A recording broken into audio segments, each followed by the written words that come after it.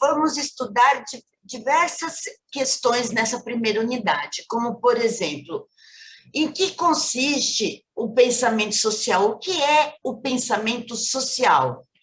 Qual a diferença entre pensamento social e pensamento sociológico? Qual o objetivo do estudo do pensamento político brasileiro? Também nós vamos estudar, nessa primeira unidade, já está em andamento, a ideia de modernidade no pensamento social brasileiro. Também estudos interpretativos sobre a nação brasileira, pensamento social brasileiro pelo olhar dos brasilianistas. Na aula de hoje, eu vou tentar abordar essas 6 temáticas que eu falei agora. Se não der para a gente abordar os 6 temas, na aula seguinte a gente vai dar continuidade e assim por diante eu vou entrando em outros temas do começo da unidade 2 e assim por diante, tá ok? Então, vamos lá. Vamos entender, em primeiro, o que é o pensamento social brasileiro.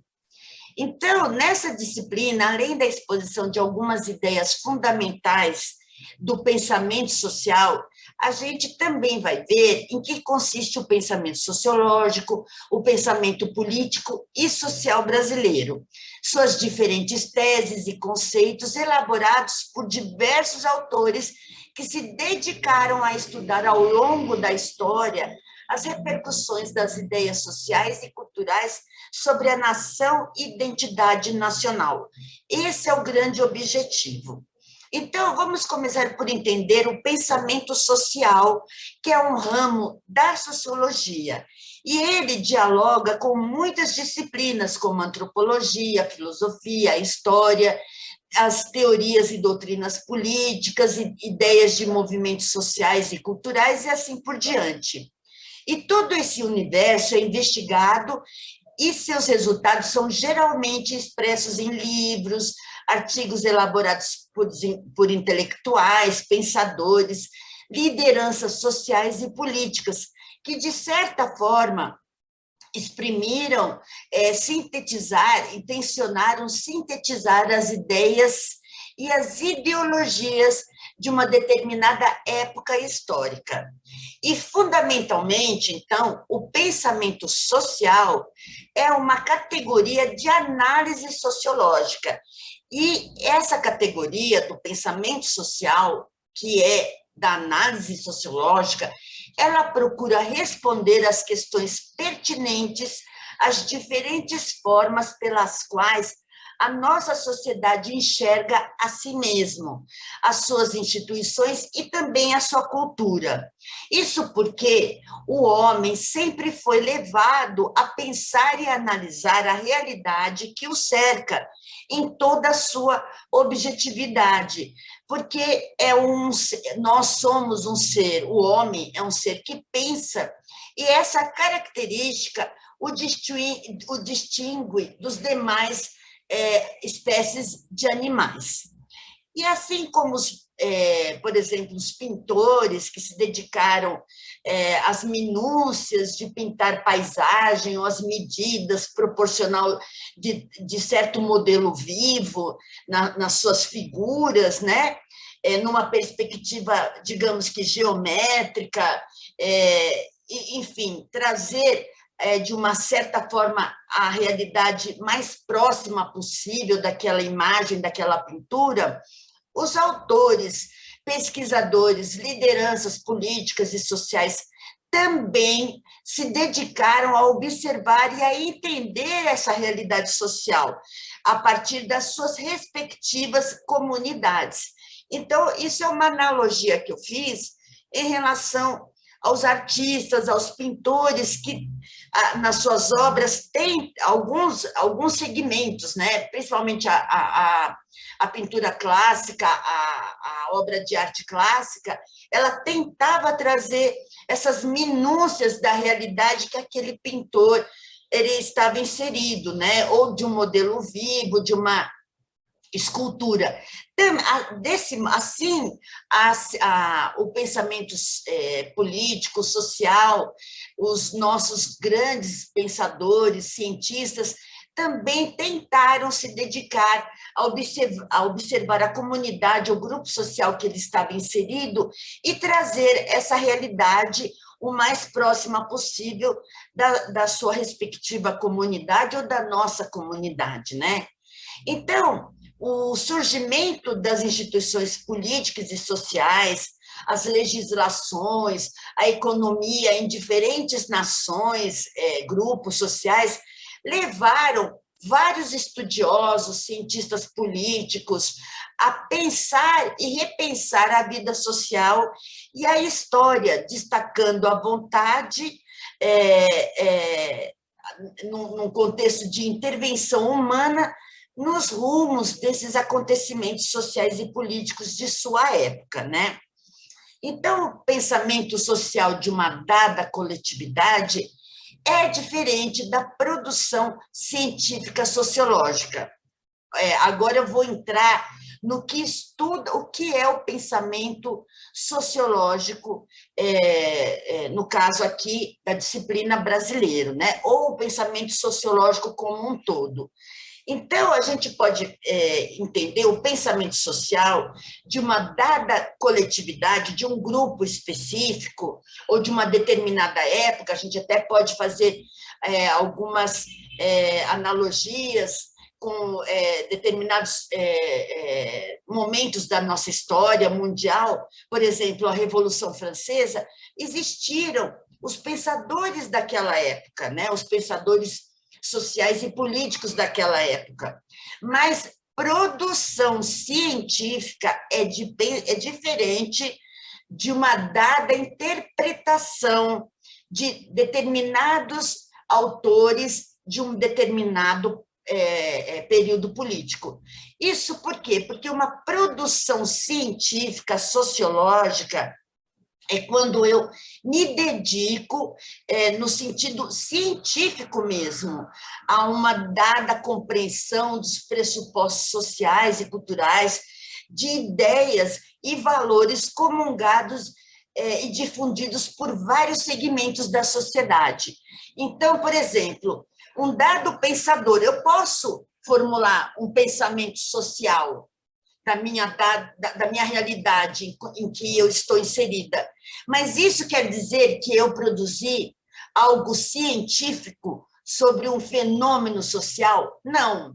Isso é a interpretação, né, do que eu estou vendo de uma dada sociedade, que é diferente, por exemplo, de Durkheim, quando ele vai elaborar uma tese científica sobre o fenômeno do suicídio, né? Então, são duas questões muito diferentes. Então, o pensamento social difere do pensamento sociológico nessa perspectiva, quando a ciência, um estudo científico elaborado, eu pego um fenômeno, um dado fenômeno, e vou estudar aquilo de um modo científico, um olhar científico, né? Então, resumidamente, o pensamento social, ele consiste num intenso diálogo entre interpretar as proposições e intervenções políticas e sociais de diferentes grupos e categorias num determinado período histórico por teóricos e escritores de um país em torno de temas controversos como identidade nacional, construção de nação, diferença étnica e cultural, e assim por diante. E ele tem uma influência, né, sobre interpretar aquele pensamento social. Eu estou influenciada porque eu estou dentro daquele contexto histórico, né? Agora, já o pensamento sociológico, ele vai ter o caráter científico, enquanto o pensamento social vai ter um segmento ideológico de um determinado grupo ou governo. E a sociologia, ela busca explicação e fundamentação científica dos fenômenos e ação das instituições sociais, sem necessariamente assumir uma posição política ou uma proposta de intervenção sobre aquela dada realidade social, ok? Então, para continuar aqui, né, essa é a grande diferença entre o pensamento social, que ele pode ter, ele pode ser de um determinado período, de um fenômeno histórico, como eu dei o exemplo da Revolução Francesa, que existiam vários pensadores, existia uma ideologia, então eu estou interpretando aquele dado momento, né? Que é diferente de eu me dedicar cientificamente a estudar um determinado fenômeno, sem assumir posição ideológica e também sem a intenção de interferir na realidade social estudada, ok? Então, como eu dei o exemplo, a gente tem vários pensadores do período da Revolução Francesa, eles têm a sua posição, eles colocam muitos em seus pensamentos, a sua posição, o seu olhar, como ele estava envolvido naquele momento, como se fosse um escritor. E também ele pode assumir um caráter ideológico, porque ele não está fazendo uma pesquisa científica.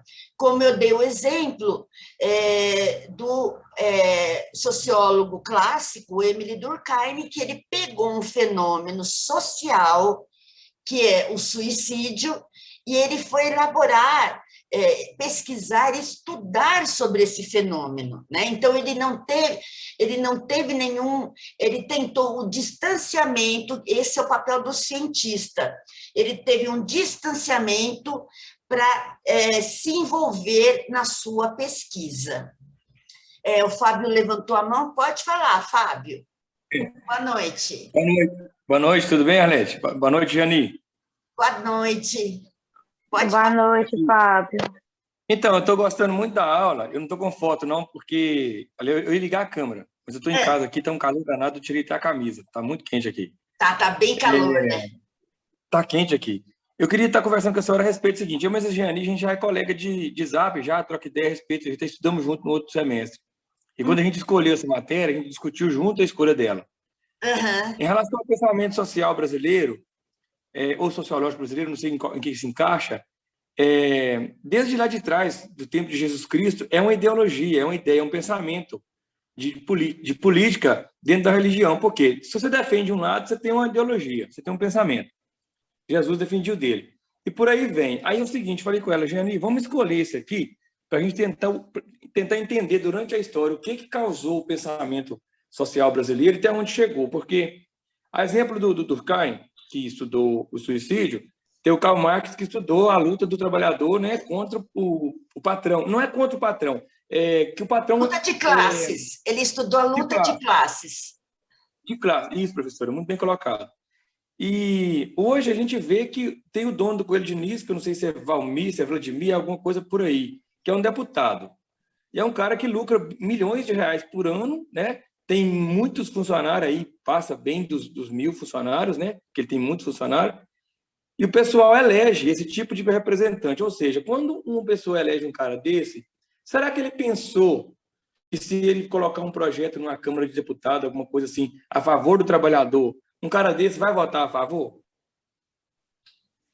Então, é o seguinte, é muito complexo e a gente vai ver isso muito bem no decorrer da disciplina, né? Que lá para frente a gente vai falar sobre povo versus cultura, Estado versus povo, nação versus ideologia.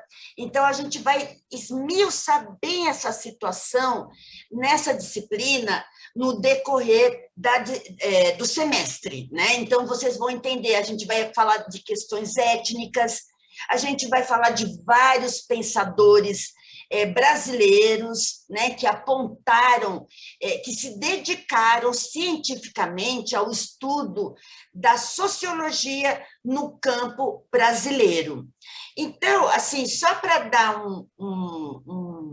uma resposta para você, como eu disse, o pensamento social, qualquer pessoa pode ter ideias sobre pensamento social. Por exemplo, o Monteiro Lobato, na época dele, que era uma época de racismo, de teorias étnicas muito fortes, e que excluía diversas culturas, como a cultura dos povos africanos, dos povos de origem, né, os indígenas, o caipira. Ele criou o personagem Jeca Tatu, né? E o Jeca Tatu, esse personagem, ele veio recheado com atributos negativos, né?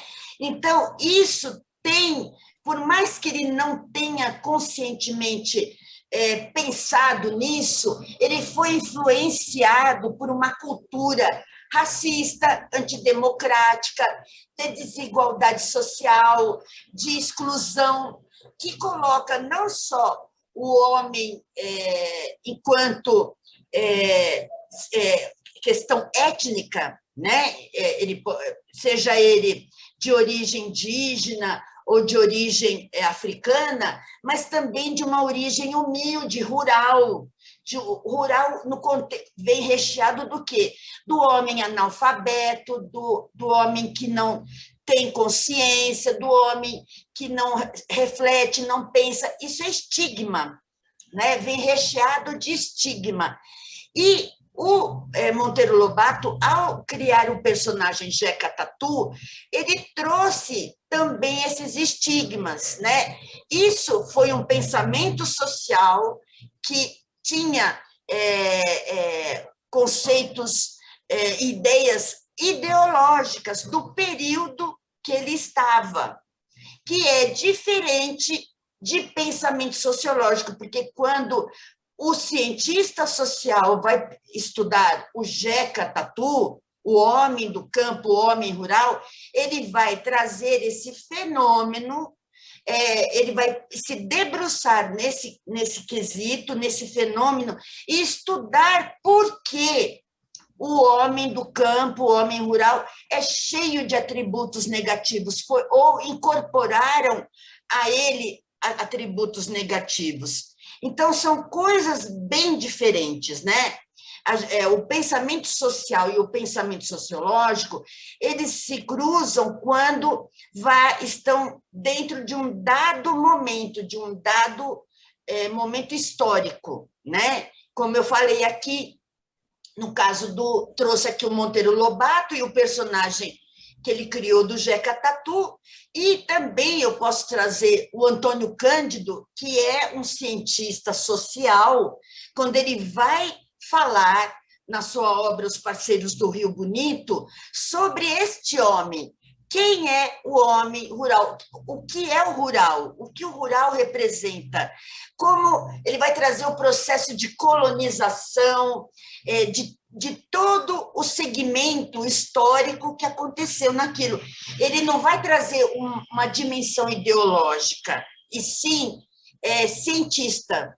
Ele vai trazer um pensamento científico, né? Sem, com isso, interferir naquela realidade. Ele vai trazer para nós refletirmos sobre e também se desfazer desses estigmas, né? Desses atributos negativos. Então, é complexo quando, vamos supor, nós vemos aí nossos pseudos representantes de Estado, eles, como que eu voto num ser que não me representa? Aí, por trás, tem vários aspectos. Pode ser que ele, no discurso dele, ele atingiu ideologicamente o que eu penso, mas isso não quer dizer que eu penso bem ou mal. Eu não tenho uma clareza e também uma clareza sobre a intencionalidade desse discurso, o que há por trás dele, entendeu? O que ele está ideologicamente querendo fazer em benefício próprio ou não. Então, aí a gente entra em várias questões que vai trazer o nosso Brasil, no sentido que o nosso Brasil é um país que foi colonizado,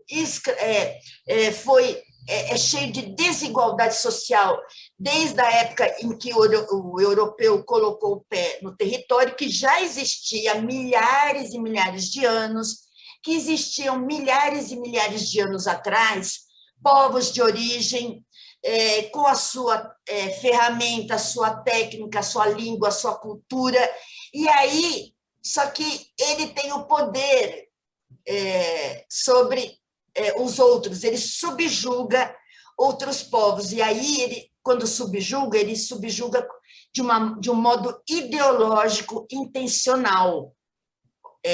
Assim como o europeu, o português, sequestrou povos africanos e escravizou no Brasil. Então, a gente vem nesse arcabouço. A nossa identidade nacional tem essa mancha grave de escravidão, de desigualdade, de falta de democracia, de falta de representatividade de nós enquanto voz. E sempre tem aquele lá em cima, ideologicamente mal intencionado, a subjugar os outros grupos sociais. Eu não sei se eu respondi, mas a gente vai ver isso no decorrer da disciplina. Deu para entender? Sim, professora, deu para entender. Mas deu para entender. E, assim, só para me entender o conceito do sociológico com o social, seria como se a história e tem a historiografia. A historiografia é o estudo que estuda a história. O sociológico é o estudo que estuda o social, o pensamento social? Não, aí tem a palavra... O que difere do outro é que o sociológico ele é científico e isento de ideologia. Okay. Ele é um estudo científico, ele não é um estudo interpretativo. O pensamento social, eu posso interpretá-lo, como eu falei do Monteiro Lobato, do Jeca Tatu. O Monteiro Lobato não fez um estudo científico sobre o homem do campo quando ele quando ele cria o seu personagem Jeca Tatu. Ele traz com o Jeca Tatu um pensamento social. Não, ele coloca nele a sua ideologia, a sua visão de mundo, mas ele não traz um pensamento científico em que o cientista social, como eu disse, eu até citei, o Antônio Cândido é um cientista social, ele vai se aprofundar a pesquisar, a conhecer quem é este homem rural, o homem do campo, e aí ele vai trazer todo um contexto histórico desde o Brasil, no seu período que foi invadido pelo europeu, e trouxe com ele a colonização, a subordinação de grupos a seu bel prazer, né? Então, ele vai subjugar o africano, o indígena, escravizar, para ideologicamente, intencionalmente enriquecer. Então, o Antônio Cândido ele faz um estudo aprofundado e científico. Ele é um cientista social, diferente de um escritor que ele vai criar um personagem e vai trazer com ele a sua ideia, a sua ideologia, a sua visão de mundo. Visão de mundo não quer dizer que é científico.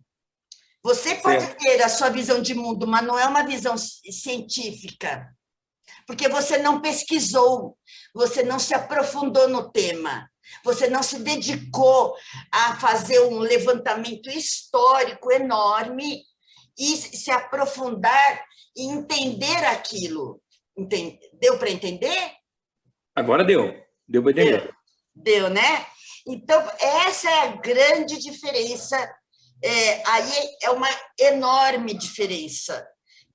Isso não quer dizer que, por exemplo, o Antônio Cândido, que é um cientista social, ele viveu o período da ditadura, da repressão, da ditadura militar no Brasil, da repressão. Ele estava influenciado por vários elementos ao seu entorno. E isso é porque ele é um ser social. Mas ele não, no seu estudo, ele não traz os seus elementos ideológicos, ele vai estudar o fenômeno, ele não vai trazer ideologias, ele vai explicar, ele vai dizer, ele vai estudar como as ideologias do Estado interferiram naquele processo histórico, entendeu? Conseguiu entender, Fábio? Fábio? Eu estava com o microfone desligado. Tá. Consegui entender, consegui. É diferente, com certeza é diferente. A pessoa que influencia, ele influencia num determinado momento, mas quem estuda a fundo, o cientista, ele busca todo o contexto. Exatamente, ele vai elaborar assim como a gente não tem as ciências duras, quando eu falo ciências duras, a gente se refere à biologia, à física, à química. A ciência social é uma ciência, só que ela não vai estudar os astros, a constelação como a física, ou os elementos químicos, ou a biologia do corpo humano. Ela vai estudar a ciência social, como é uma ciência, assim como a ciência, a química, a física, a biologia, a matemática, é uma ciência. E tem metodologia, tem formas e métodos de pesquisa, existe todo um processo para isso, não é um pensamento interpretativo. Uma interpretação, um escritor, ele pode elaborar uma interpretação do seu tempo, mas isso não quer dizer que ele está elaborando um pensamento científico. Ele está colocando ali as suas memórias, o seu período, a sua história, a história do seu grupo social que ele interage, mas ali não tem nada de científico. Ele tá interpretando o período que ele viveu, o grupo social que ele está inserido, as relações que ele mantém. É como se fosse uma história, contar uma historinha. A história no sentido de historinha, de um conto, de um romance. Mas isso não é científico. Entendeu? Entendi. Então, ótimo. E para concluir, porque infelizmente o nosso tempo esgotou, é uma aula curta, eu vou fechar. Eu falei do pensamento social, falei do pensamento sociológico, agora eu vou falar do pensamento político, e na aula seguinte eu vou dar continuidade. E eu também indico, Fábio, que você, lá na nossa plataforma da disciplina, nós temos aulas textos e aula vídeo, falando exatamente, explicando também sobre essa questão do pensamento social, pensamento sociológico, pensamento político. Então, eu reforço aqui que você também abra os textos e abra os vídeos que lá tem, que vai ajudar bastante também. Tá? Então assim, para concluir, eu fecho com o pensamento político, né, brasileiro, e aqui, então, assim, a partir da análise das obras dos principais autores que influenciaram o pensamento político brasileiro nos séculos XIX e no século XX, a nossa intenção aqui vai ser relacionar algumas teses do segmento político e o processo histórico. Por isso que vocês vão ver no decorrer do semestre, eu vou trazer vários autores brasileiros, cientistas brasileiros que vão estudar a realidade e a identidade nacional, né? E o pensamento político, ele tem uma dinâmica de relações de poder que despertaram interesse de vários pensadores sobre o processo de formação do Estado enquanto nação. E isso desde o período da colonização até os dias de hoje. E não foram poucos os autores que se debruçaram sobre estudar os meandros da vida política brasileira. E dentre estes cientistas políticos, né, porque nós temos cientistas sociais e políticos, e nós vamos estudá-los nesse semestre, nós temos pensadores políticos e sociais como Caio Prado Júnior, o Raimundo Faoro, o Oliveira Viana, Sérgio Buarque de Holanda, entre tantos outros que a gente vai ver, né? E o pensamento político, assim como o pensamento social, ele se refere a uma prática política muito comum durante o período da República Velha. A República Velha, ela foi de 1889, pós independência, né, do Brasil, saiu do regime monárquico e foi até o ano de 1930, que foi o regime do coronelismo.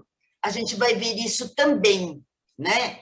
E nessa estrutura de poder político, desse período, né, do coronelismo, os coronéis que eram donos dos grandes latifúndios que existiam no Brasil. E eles exerciam seu domínio político no interior do Brasil, coagindo a população excluída do poder em relação ao seu poder e condições econômicas e sociais da região, a votarem em seus candidatos, mantendo-os como assim no poder. Aí responde um pouquinho a sua pergunta, Fábio, porque a gente também ainda é muito marcado por esse tipo de ideologia, o coronelismo no Brasil, né? Que os grandes coronéis, que eram donos de grandes fazendas, eles não eram só donos de grandes fazendas, mas também eles eram donos e domínio de um poder político muito forte no interior do Brasil. E, com isso, ele amedrontava a população que era excludente com o seu poder e condição econômica e social. E nisso está o Estado junto, aliado, o Estado enquanto Estado mesmo, nação-governo, né? E nesse período também o voto não era secreto, né? E as fraudes eleitorais eram uma coisa assim absurda, corriqueira, reforçando assim a manutenção dessas oligarquias no poder, né? Exatamente, a Jeane falou, é o monopólio, não o voto, exatamente, porque não havia voto democrático, né? E um dos autores que vai estudar essa estrutura de poder político foi o cientista Vitor Nunes Leal. E no seu livro Coronelismo, eu indico fortemente esse livro para vocês, Coronelismo, Inchada e Voto, esse livro foi publicado em 1949, ele defenderá a tese contrária à dominante de que o coronelismo decorria da pujança econômica e social do latifúndio, que se sobreporia ao propósito e também ao próprio poder político. Para esse autor, para o Nunes Leal, ele vai dizer o seguinte: na verdade, o coronelismo não corresponde a essa ideia tão difundida. O áudio de alguém está aberto. O áudio está aberto. Ah, fechou, Janine. Então, o coronelismo, para esse cientista social, Nunes Leal, ele vai dizer que a ideia não corresponde à ideia tão difundida dessa opulência do coronelismo, e sim da decadência dos antigos chefes locais, em conjunção com outros fatores que, por sua vez, indicam não a debilidade, mas o fortalecimento do poder público. Ou seja, ele vai falar que esse sistema ideológico, que é o coronelismo, ele vai dar fortalecimento ao poder público, aos governadores, aos presidentes, aqueles que, entre aspas, vão representar a gente lá no governo. Então, o coronelismo ele vai dar fortalecimento a essa forma de poder pública, né, do governo. E o coronelismo, para o Nunes Leal, ele repousa no sistema de favores e reciprocidade. E nisso vai atar, numa das pontas, o poderio rural local e decadente, e, na outra ponta, o poder público cada vez mais robusto. Então, o Nunes Leal vai falar exatamente isso. Numa ponta, a gente vai ver o poder rural em decadência, e, na outra ponta, subindo a força do poder público. A Jeane levantou a mão. Pode falar, Jeane. Boa noite, professora. Então, eu estava ouvindo você falar, e continua, viu, professora? Esse tipo de governo, principalmente no interior, a troca de favores e a questão de você não cobrar seus direitos porque você vendeu o seu voto, continua mais forte do que nunca. É só mudar os meios. É igual a questão do... E os nomes, isso, né?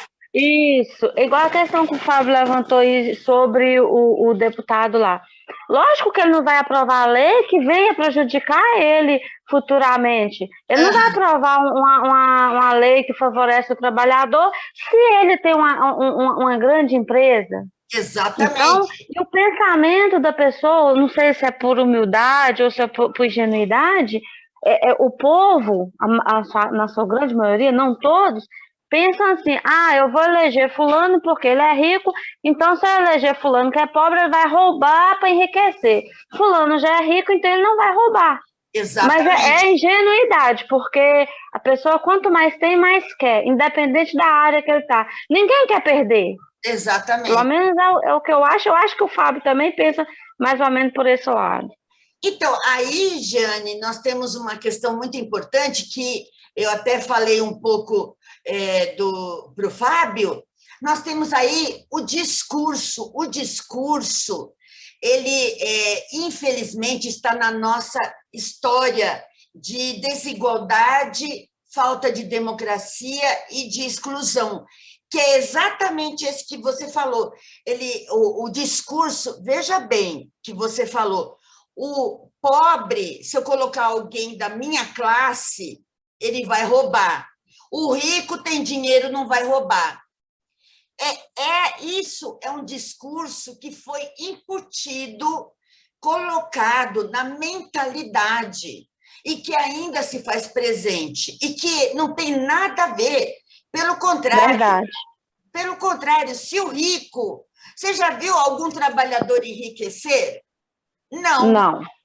Você já viu algum trabalhador Ah, o cara trabalhou 20 anos, agora ele está milionário. Não, o trabalhador sempre vai ser pobre, porque ele é assalariado. O dono, ele vai enriquecer porque ele tem a ferramenta e ele rouba a mão de obra. Ele tem a mais-valia, como diria o nosso grande Marx. Existe aí a mais-valia quando o trabalhador é obrigado a vender a sua mão de obra, porque o dono ele tem a ferramenta, o trabalhador não tem a ferramenta. Então, existe aí um processo de mais-valia que enriquece a classe burguesa. E o trabalhador, como seria o proletário, né? Nas palavras de Marx, que aí a gente tem a luta de classes entre burguesia e proletariado, que ele explica brilhantemente, e que nós estamos até hoje nesse sistema, né, de luta de classes, a gente acaba sendo eternamente um assalariado, porque a gente vendeu a força de trabalho e compraram por pouco, e quem comprou lucrou, e é o dono da empresa, ou da fábrica, ou da indústria, seja lá qual segmento, né? E essa mentalidade ainda que o dono é rico, não precisa de dinheiro, é pura... isso é um discurso ideológico da classe que tem poder, que incutiu na população. Eu lembro muito bem disso com o Maluf. O Maluf tinha um discurso, o governador que, durante muitos anos, e também foi prefeito de São Paulo, muitos anos atrás, Paulo Maluf, ele tinha exatamente esse modo de discursar, que ele trabalha para o povo, que ele é um operário do povo e que ele não precisa lucrar, porque ele já tem dinheiro, tem empresas. É um discurso que está incutido desde lá de trás de 500 anos, com a escravidão, com tudo que a gente tem de história nesse grande país aqui. Olha, falta 4 minutos para fechar. O Zoom vai cair daqui a pouco. Alguém, vocês dois querem falar alguma coisa? Pode falar. Que a gente vai continuar nas aulas seguintes a falar sobre essa questão, esses temas, e a gente vai cada vez mais aprofundar. Então, professor, é igual tá... Pode ir, Pode ir, Jean. Igual eu estava falando, tem gente que acredita fielmente nessa ideia, né? Sim. O problema todo está aí. Se não mudar a mentalidade, o ciclo se repete. Exatamente. E isso perpetua o discurso, a linguagem. Quando eu falo discurso, sempre desses políticos, desses coronéis, né? E depois do poder público, né? Dos representantes, ele é muito eficaz, porque ele fala o que o outro quer ouvir, mas tem algo por trás no discurso que o outro não consegue ver. É muito interessante essa questão da linguagem, sabe? Ela é muito forte. Pode falar, Fábio. Eu estava conversando aqui não agora, né? Conversando com o pessoal que fez uma campanha política passada a respeito de um deputado que veio de helicóptero aqui. E aí o pessoal falando que o deputado foi muito cordial e tal, eu falei, você sabia que ele votou a favor nas duas votações que houve da reforma covarde da Previdência Social, ele votou a favor? A pessoa deu aquele branco assim, falou assim, gente, ele fez isso, mas se eu soubesse, não tinha ido lá bater palma. Eu falei, pois é, você não sabe disso, procura entender a pessoa. Exatamente. Ele faz um discurso que agrada o outro, mas ele não sabe o que está por trás do discurso. E aí ele não busca. Então, a gente tem um problema sério ainda de se submeter ao coronel, ao dono da empresa, do trabalho. Para você ter uma ideia, como a gente ainda, em 2022, tem uma lojinha aqui perto que o dono abriu falência e não pagou ninguém. Não pagou nem dezembro, nem janeiro, nem fevereiro, nem 13º, nada. Ele abriu falência, só que ele é rico e não pagou ninguém. E aí eu perguntei para as pessoas, vocês foram no Ministério do Trabalho fazer denúncia? Não. Falei, mas como não? Mas é que ele não tem dinheiro, abriu falência. Eu falei, isso é o discurso dele, mas, na realidade, ele pega os advogados e se blinda para não pagar vocês. Vocês têm que denunciar. É um direito de vocês devem denunciar. Se ele não tem dinheiro, ele vai ter imóveis, e os imóveis ele vai ter que vender para pagar o trabalho de vocês. Desde dezembro, ele fechou agora em fevereiro. Está vendo a mentalidade? Acredita naquele discurso que não vazio, mas ele não vai atrás para ver o que tem atrás do discurso, na realidade. Eu imagino o tanto que esse pessoal deve rir da cara da gente por fora. Sabe? Nossa. Mas você vê, né? Quem não tem consciência acaba sendo enganado, e como diz um teatrólogo alemão, o analfabeto político, né? Porque ele não tem... O analfabeto político, ele não sabe ler. Então, ler no sentido de refletir e ir atrás de seus